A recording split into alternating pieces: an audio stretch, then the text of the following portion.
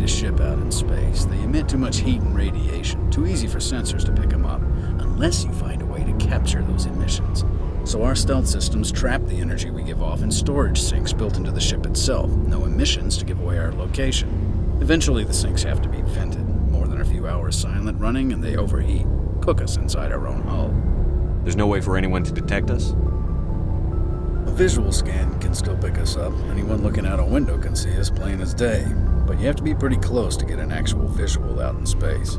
Most vessels rely on scanners. As long as the stealth systems are engaged, they can't see us. Not unless we accelerate to FTL speeds. Why doesn't it work with faster-than-light travel? Cranking up to FTL blue shifts our emissions, pushes them into frequencies too high to capture in the sinks. As soon as we make the jump, it's like setting off a flare. Sensors can pick up our location whenever we enter or exit FTL flight, but for short-range missions, our stealth systems are amazing, and we've got the only one. Where else have you served, Adams? If you name a class of Alliance ship, I've probably served on it. Everything from dreadnoughts and carriers right down to frigates like the Normandy. My last assignment was on the Tokyo, only a cruiser, but she was a good ship. Couldn't hold a candle to the Normandy, though.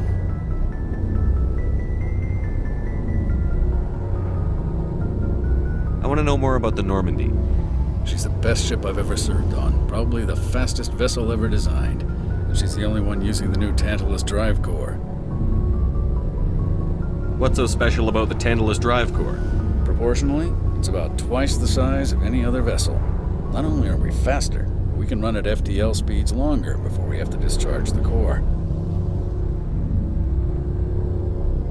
I want to know more about the Normandy. She's the best ship I've ever served on, probably the fastest vessel ever designed. And she's the only one using the new Tantalus drive core. Carry on, Adams. Aye, aye, Commander.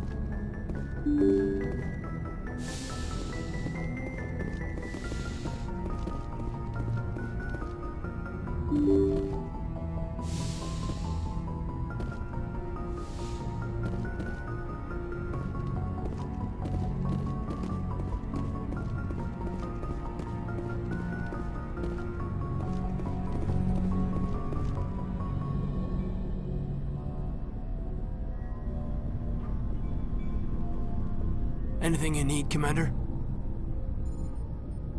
Just trying to get a sense of where the crew's at. Thoughts?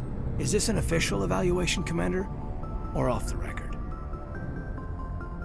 Alenko, when it's just you and me, you can consider it off the record. That's a generous attitude. Okay. I think there's something wrong with all this. This Saren is looking for records on some kind of galactic extinction, but we can't get backup from the Council?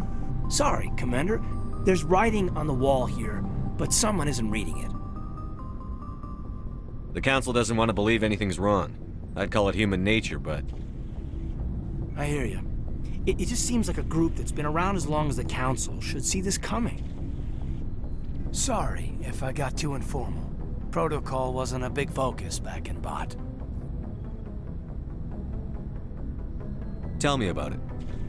Biotic acclimation and temperance didn't last past the airlock. To the kids they hauled in, it was brain camp. Sorry, hauled in is unkind. We were encouraged to commit to an evaluation of our abilities so an understanding of biotics could be compiled. There are worse results of accidental exposure to element zero in the womb. Beats the brain tumors some kids grew up with.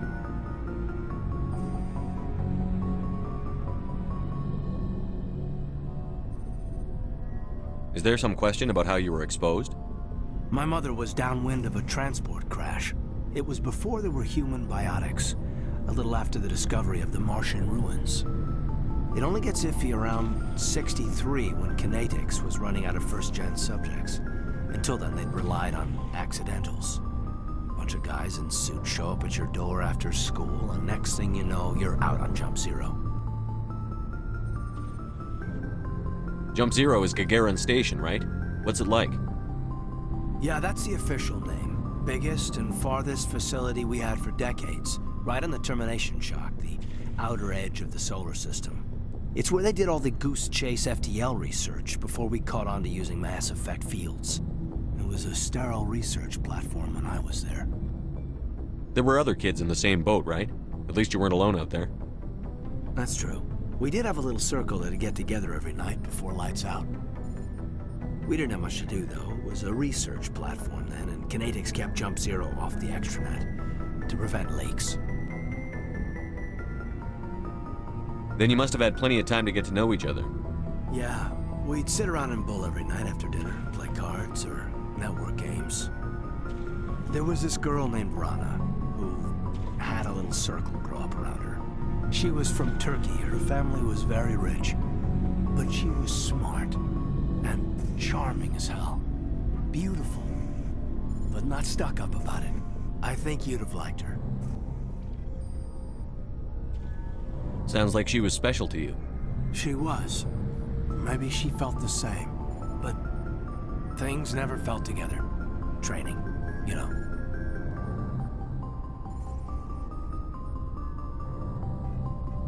You know of any intentional exposures for certain? No one knows. Doesn't mean they didn't happen. As big as the exposures were, it was hard to track down accidentals. It was different then. No one knew the potential, so there wasn't a lot of regulation.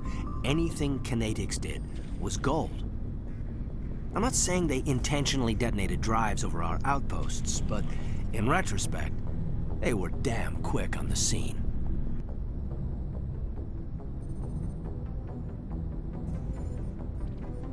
Jump Zero is a long way from home. What was it like? The grand gateway to humanity looks a lot better in the vids. But that's my own baggage, Commander. No bearing on this.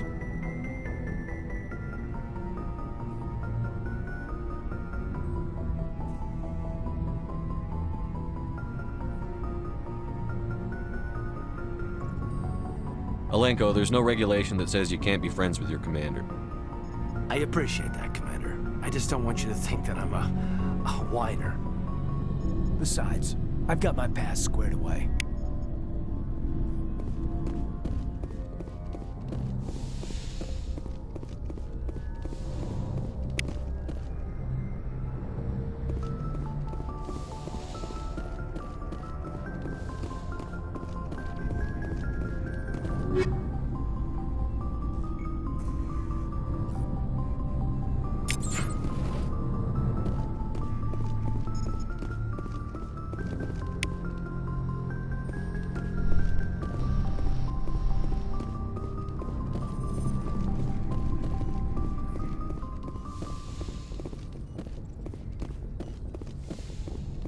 Yes, Commander?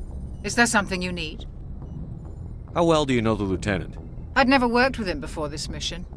But he has an impressive service record, over a dozen special commendations. Tends to keep to himself, though. Maybe because of the headaches. It's not easy being an L2. What does that have to do with it? Well, most biotics now use the L3 implants. Lieutenant Alenko was wired with the old L2 configuration. Sometimes there are complications. What kind of complications? Severe mental disabilities, insanity, crippling physical pain. There's a long list of horrific side effects. Caden's lucky. He just gets migraines. How did you end up serving on an Alliance ship? I enlisted right out of med school. Earth always seemed boring to me. Too safe, too secure. I figured the colonies were teeming with exotic adventure. I wanted to travel the stars, tending the wounds of tough soldiers with piercing eyes and sensitive souls. Turns out military life isn't quite as romantic as I'd imagined. But humanity needs the Alliance if we want to keep expanding through the Traverse, and the Alliance always needs good doctors. So I stayed on to do my part. Ever think you made the wrong choice? Sometimes I think about opening a private practice back on Earth. Or maybe taking a position at one of the new med centers out in the colonies. But there's something special about working on soldiers. If I left the Alliance now, I'd feel like I was abandoning them. I should go. Goodbye, Commander.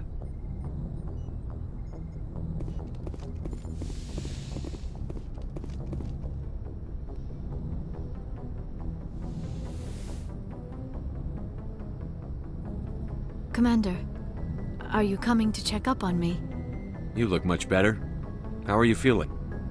Dr. Chakwas assures me I am going to be fine. I was impressed with her knowledge of Asari physiology. You're in good hands. Dr. Chakwas knows what she's doing. I never properly thanked you for saving me from the Geth, Commander. If you hadn't shown up, I'm just glad we got there in time. so am I. I know you took a chance bringing me aboard this ship. I have seen the way your crew looks at me. They do not trust me. But I am not like Benezia. I will do whatever I can to help you stop Saren. I promise. Don't worry, Liara. I trust you. I know you won't let me down. It means a lot to hear you say that, Commander. Thank you.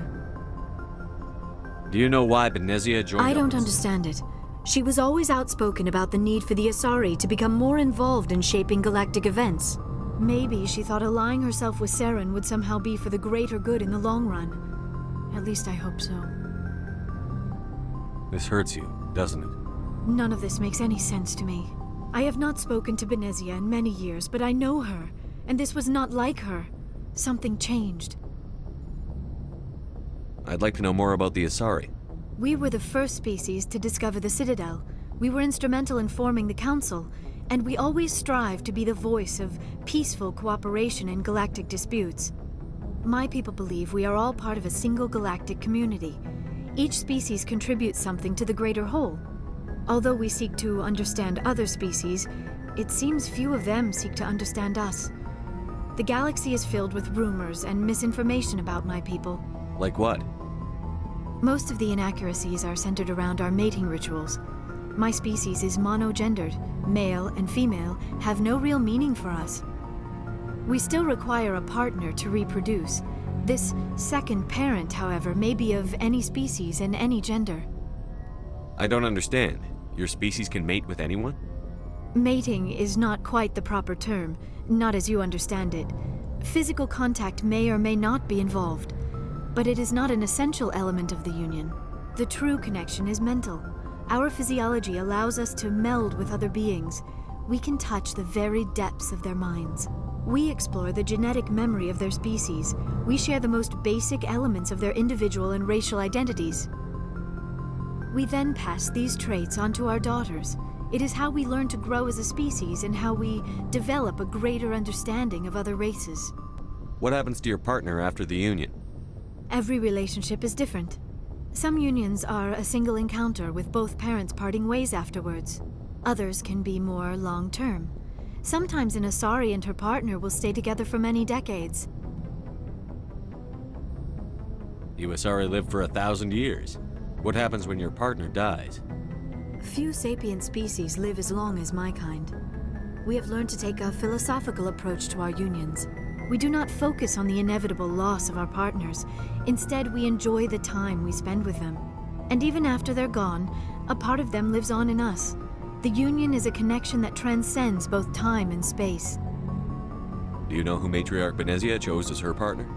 She rarely spoke of her partner.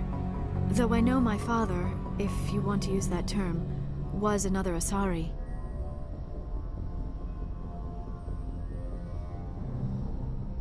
Benezia never told you her partner's name? Union with our own kind is no longer common, not for the purposes of reproduction. Most Asari believe it weakens our species. Asari daughters inherit racial traits from the father species. If both parents are Asari, then nothing has been gained, or so conventional wisdom would hold. I am what is sometimes called a pureblood, though no Asari would ever be cruel enough to say the word to my face. It is a great insult among my people. It is possible Benezia's partner was embarrassed by their union. She may have been too ashamed to publicly acknowledge me as her offspring.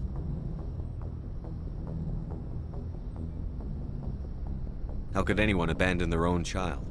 I cannot answer that. This is all speculation on my part. It is possible she wanted to be part of my life, but something happened to her before she had the chance. Benezia never spoke of her partner. Whatever happened, it caused her too much pain to dwell on it. She raised me by herself, though that is not uncommon. Many Asari raise their children alone, particularly if the father species is short-lived. Often the partner will pass on long before the child reaches maturity.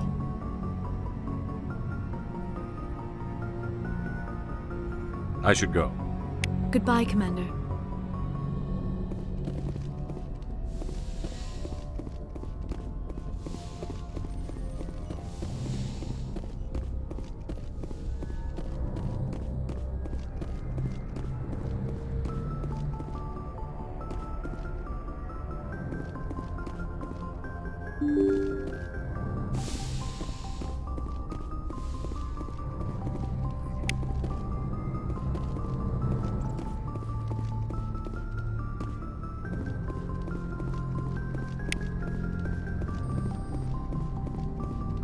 I prefer gold to silver, for my medal.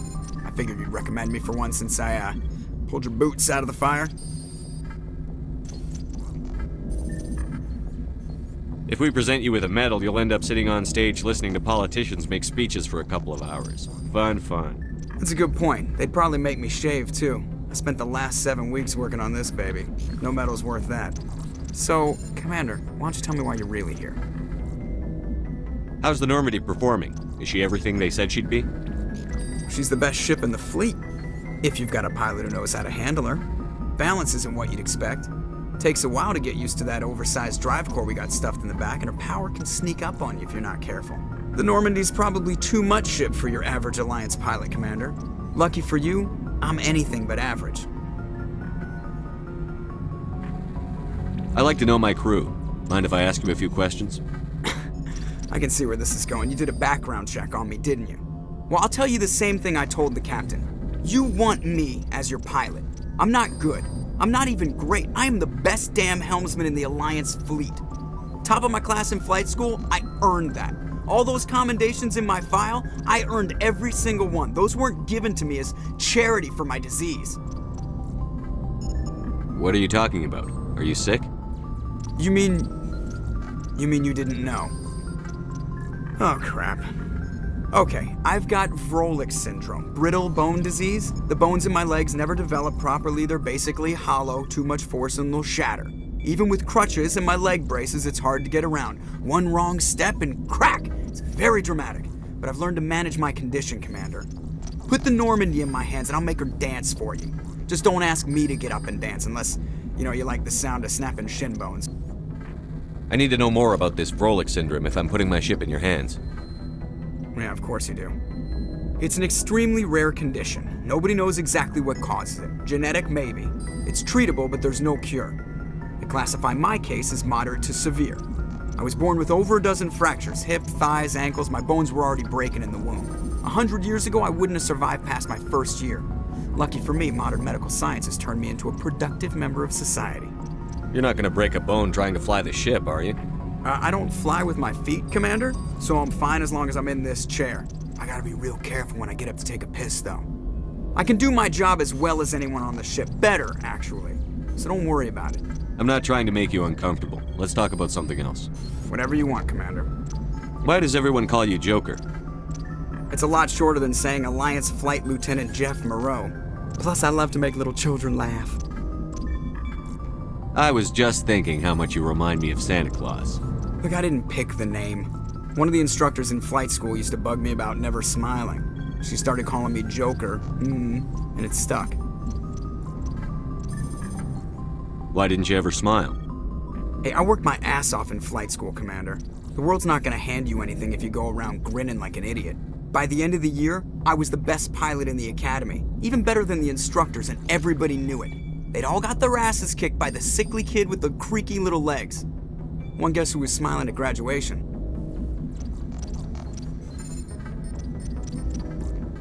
I have to go. All right, see ya.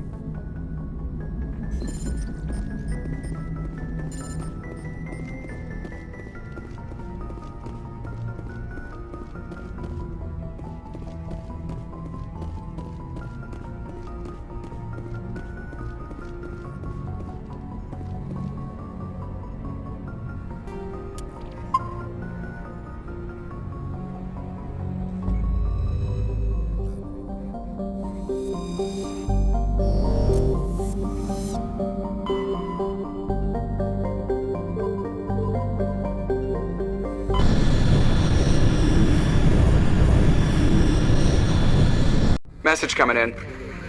Patching it through. Commander Shepard, my name is Nasana Dantius. I have a job for you. I can't say any more in an unsecured communication. If you're interested in hearing my offer, meet me on the Citadel so we can talk in person. I'll be waiting in the Diplomat's Lounge on the Presidium.